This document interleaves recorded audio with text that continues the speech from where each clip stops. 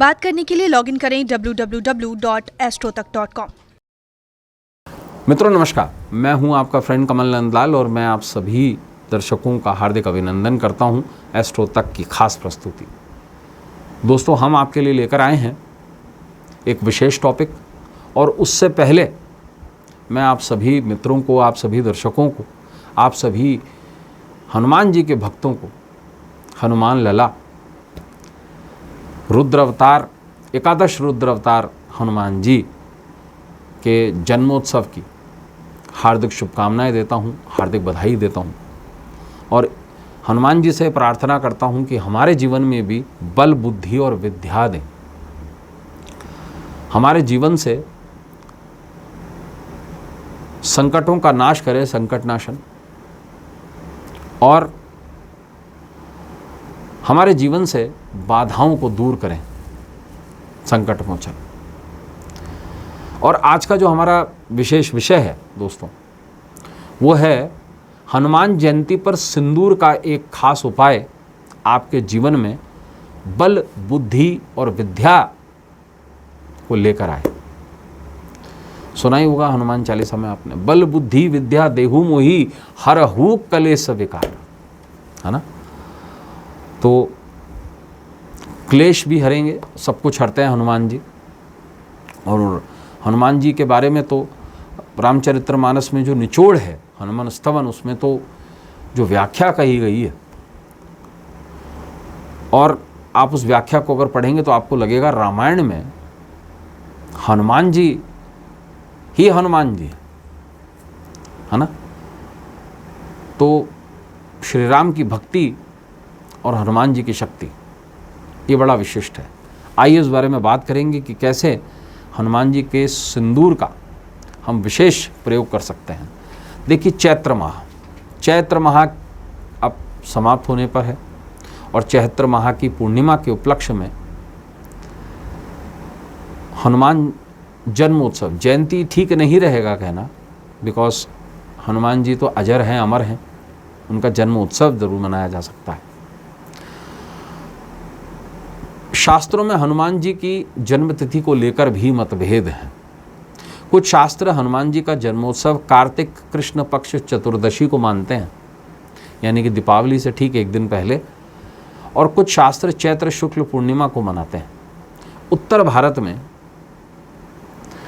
मूलतः हनुमान जयंती का जो पर्व है वो चैत्र मास के शुक्ल पक्ष की पूर्णिमा को मनाया जाता है, और वास्तविकता में चैत्र पूर्णिमा हनुमान जी का जन्म दिवस है, और कार्तिक कृष्ण पक्ष की चतुर्दशी जो है हनुमान जी का विजय दिवस है।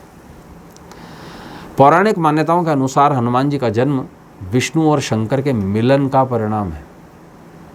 ये लोग नहीं जानते होंगे।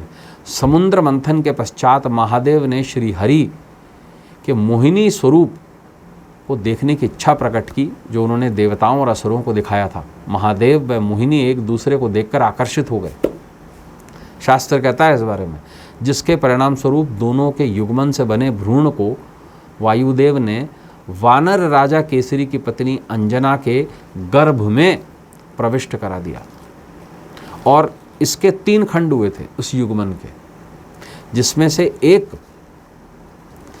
कहे गए हैं मंगलदेव, दूसरे हनुमान जी, और तीसरे भगवान शंकर के एक और पुत्र।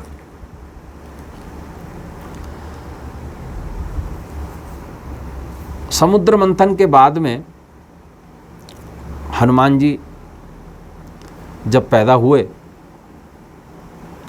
तो पवन पुत्र भी कहलाए, और इसी तरह से अंजना के गर्भ से वानर रूप में हनुमान जी का जन्म हुआ। हनुमान जी को महादेव का 11वां रुद्र अवतार माना जाता है। हनुमान जन्मोत्सव पर हनुमान जी की मूर्तियों पर चोला भी चढ़ाया जाता है सिंदूर का। इस अनुष्ठान में चमेली के तेल में सिंदूर मिलाकर उसका लेप हनुमान जी पर चढ़ाया जाता है। इसके साथ ही चांदी का वरख, जनेऊ, सोटा, लंगोट, खड़ऊ, श्रृंगार हेतु काजल, इत्र, फूलमाला और भोग में नारियल, लड्डू और पान चढ़ाया जाता है। और उस दिन विशेष रूप से हनुमान जी के मंदिर में ध्वजा चढ़ाई जाती है और छत्र चढ़ाया जाता है। संध्या के समय दक्षिणमुखी हनुमान मूर्ति के सामने शुद्ध होकर मंत्र जाप करने को अत्यंत महत्व दिया जाता है। इस दिन हनुमान जी के विशेष पूजन और उपायों से कमज़ोरों को बल मिलता है, बुद्धि बल में वृद्धि होती है, ग्रह क्लेश से मुक्ति मिलती है और विशेष क्या, बल, बुद्धि और विद्या ये तो मिलती ही है। क्लेशों का नाश होता है, संकटों का मोचन होता है। बड़ा सीधा और सिंपल तरीका है। देखिए, विशेष रूप से अगर आप घर में ही पूजा करना चाहें तो हनुमान जी की पूजा करें और लाल कपड़ा बिछा करके पूजा करें और दक्षिणमुखी हनुमान जी का पूजन करें, विशेष फलदायी होता है इस दिन। तो उत्तर की तरफ मुंह करके बैठ जाएं और हनुमान जी का जो फेस हो वो दक्षिण की तरफ हो। अपने सीधे हाथ पे राइट हैंड साइड पे दीपक लगाएं और संभवतः चमेली के तेल का दीपक लगाएं और लेफ्ट हैंड साइड पे, आपके लेफ्ट हैंड साइड पे आप गूगल से धूप करें। संभव हो तो किसी भी हनुमान मंदिर से हनुमान जी के पाँव का सिंदूर ले आएं और उस सिंदूर को अपने पास में सुरक्षित रख लें। हनुमान जी पर उसी सिंदूर से, जो आपके घर में चित्र है हनुमान जी पर, उससे तिलक करें और बचा हुआ सिंदूर अपने साथ रख लें। हनुमान जी पर लाल पुष्प चढ़ाएं और गुड़ का भोग लगाएं और साथ में चना, सूखा हुआ चना जो पॉप्ड चना होता है, जिसे हम गुड़ चना वगैरह कहते हैं, और उसके बाद एक विशेष मंत्र का जाप करें। क्योंकि एक जन्म का मैं आपको समय भी बताऊंगा कि मेष लग्न किस समय पे, शुद्ध समय किस समय पे हो रहा है, 16 तारीख को, 16 अप्रैल।